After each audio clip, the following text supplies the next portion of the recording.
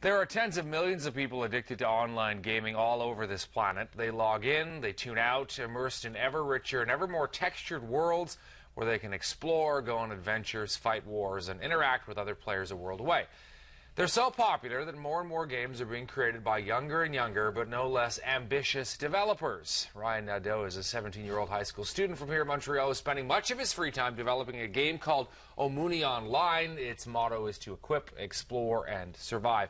So, how did this whole thing start? Because this, I've seen some of these shots of what you guys have been working on. It's a lot of work, and this has got to be something that's a real labor of love for you.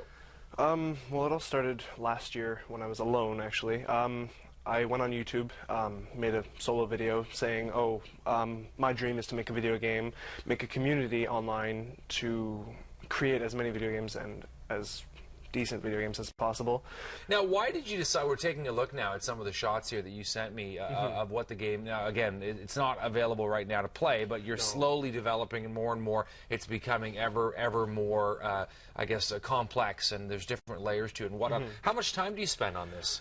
As much as I can. I mean, I'm quite busy already. I have been in weightlifting with my girlfriend, I have school, I'm in a band, and then whatever free time I have is spent on this. Now, the dream, of course, for you is to have this go sort of viral and have people playing this, much like we see in games like World of Warcraft and whatnot out there. The name of your company, so to speak, is Moya Games. Moya Games, okay, yeah. And you guys are kind of like developing a number of different things at the same time.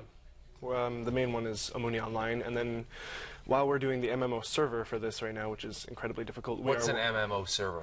Basically, the mechanics that make everything come online, like over 1,000 players per server. Okay. Which is incredibly difficult. And these players, because a lot of people might not be gamers watching, these players, they might be in different countries, they log in, and they can basically interact with each other in this online world. Exactly. So they create a character, and one of the other things you were showing us is how you devise your character from the ground up. You basically build a character, and then that character is kind of like an avatar in this world in which you're interacting with other characters and different things. A lot of exploration that's going on, too, in this game. Of course, a big learning process, actually. And that's very much a key to the whole process. And moving forward, what are you hoping for, realistically? I'm hoping that a majority of the people, like let's say in the United States, which most of these people actually already promised, would come down to Canada. Eventually, we'll gain a budget and then either rent or buy a building for us all to make a small company, such as how Facebook did it.